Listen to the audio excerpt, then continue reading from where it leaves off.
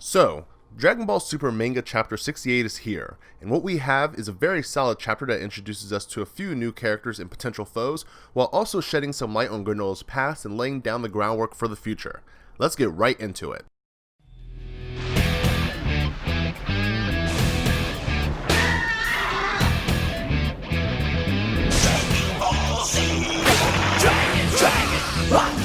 Dragon Ball Z. Dragon, come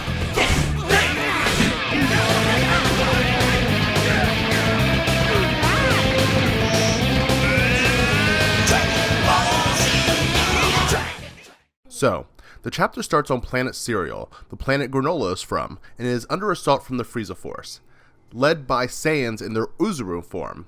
Right when an Uzuru is about to attack Granola, he wakes up and is revealed that he is having a bad dream while he's on the way to deliver 7-3 to Elec and company.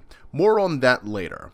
Granola speaks with whoever he has on the end of his scope device about his unending desire for revenge against both Frieza and the barbarous apes that killed so many of the people on his planet, and he is frustrated that he has now no way of getting his revenge as he believes both Frieza and all the Saiyans are gone. I will say here that I think it was a great touch to add the lie about Planet Vegeta being destroyed by a meteor, and that information is still considered common knowledge by most people, even though we all know the truth of what really happened. Next, the chapter moves to Beerus' planet, and Goku is training with Whis, while Beerus and Vegeta look on. And we get a pretty funny scene here, and it reminds me of Goku training with King Kai and trying to catch Gregory. But here, he is going for a fish in a bottle, and he even has a little funny moment with the fish where the fish calls him a barbarian, and then Goku says he's going to salt him up, grill him up, and gobble him up. It's very classic and it's very funny. It's vintage Dragon Ball. Whis makes his way over and administers a healthy dose of vitamins that puts the fish to sleep and explains that the fish is actually an oracle fish, and when they suffer from insomnia, it's considered a bad omen. This, of course, worries Vegeta, while Goku in his kindergarten brain is hoping that a new strong challenger will show up to fight him. Beerus is quick to reprimand him here, reminding him that he is the one that always suffers the consequences when Goku gets it in over his head. He seems pretty over the piggyback rides he had to give Zeno as a result of Beerus dying as an angel. Goku and Whis return to their sparring match, and it was cool to see some training. It looks like Goku may even have started to master the completed Ultra Instinct. This, of course, is no match for Whis, who effortlessly defeats the clones Goku uses before blitzing Goku and beating him as well. While Goku and Whis continue to train, Vegeta asks Beerus if Whis is also using Ultra Instinct, and Beerus replies that angels are always in a state of Ultra Instinct, which is crazy to think about. I mean, these guys are so incredibly powerful, but they're not allowed to fight. They're only allowed to train. Imagine how many problems would have been solved if they were actually allowed to get out there and fight. It'd be peace in the universe, but that's not how the story is going. And during their sparring, Whis reveals that just being able to use Ultra Instinct should not be Goku's ultimate goal, as Whis' ability to use Ultra Instinct surpasses Beerus, and even the Grand Priest's ability to use Ultra Instinct surpasses his own as well. And as always, Goku is so excited to learn that there is more strength to be gained, and he wants to train that much more because of it. And now we are at my favorite part of the chapter. Vegeta and Beerus are watching on, and Beerus asks if Vegeta will try to master Ultra Instinct as well. Vegeta responds that it doesn't suit him. And he's right, it really doesn't. He proclaims that he will surpass Goku in another way, and Beerus notes that it may be possible because Ultra Instinct is not the only technique that the gods use. We're getting something new this arc for Vegeta. It's awesome. Of course, Vegeta is stunned by this revelation, and Beerus notes that it's the angel's speciality, and it's hard for gods of destruction to use it, as it involves being calm and tranquil, and that's not really what destruction's all about. Beerus, of course, refuses Vegeta's advances for training, and Beerus lets him know that he's going to go work out and train himself, and Vegeta is welcome to come and observe and steal anything that he sees that might be useful. It's a great dynamic between these two characters that I really enjoy, and I can't wait to see what Vegeta is able to pick up from Beerus, only because many people have Vegeta being the next god of destruction after Beerus gives up the title. So we get back to Granola, and he's finally reaching the Heater's base, and he's bringing in 7-3 for his reward. Another alien bounty hunter named Soshiru sees Granola's haul, and he asks him to split the reward money with him because they've been friends for a really long time. How very stupid of him to think that would happen. I mean, why would that ever happen? All the hard work, and he's like, yeah, just for no reason at all. Give me half the money. More on that later, of course. Anyway, Granola gets to the main chamber, and here stands 4 new potential villains. We have Oil, Maki, Gas, and Elec. And the designs are pretty decent. I enjoy Maki the most, that is the female.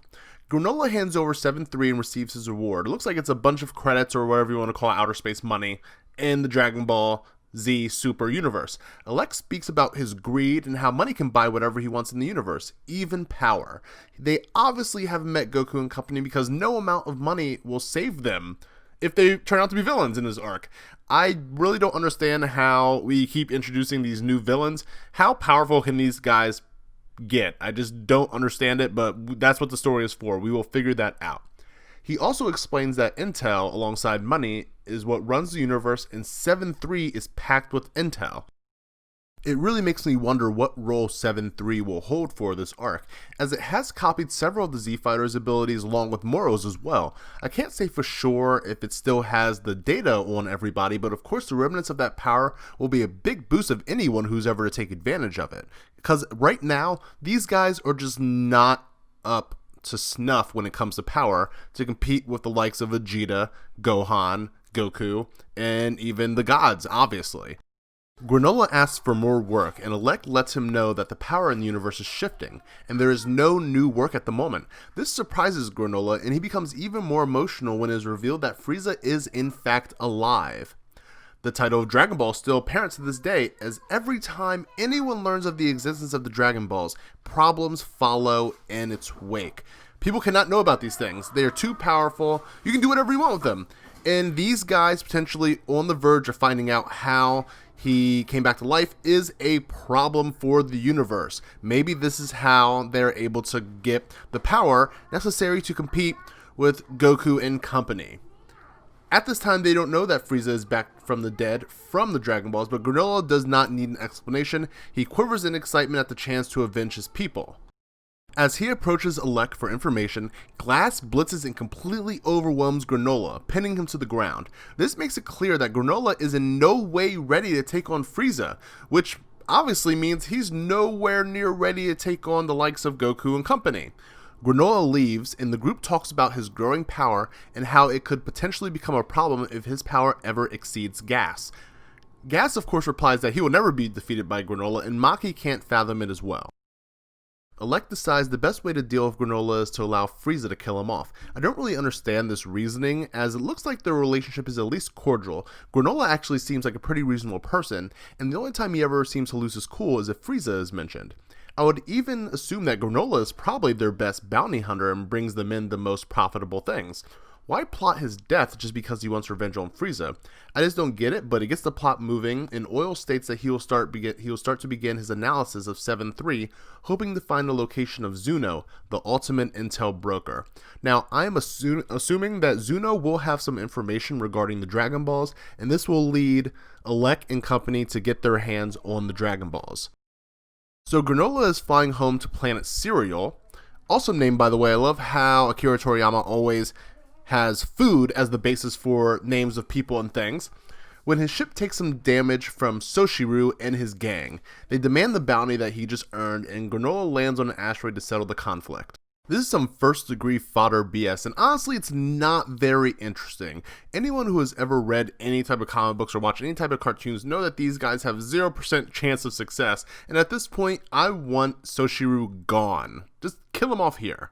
Granola lures them inside of the ship and begins sniping them from afar, using his scope band as a decoy with his voice. To me, this is another plot point where I believe Granola will be another addition to the good guy team, as he uses a stun gun to deal with Soshiru's goons when he could have easily just killed them.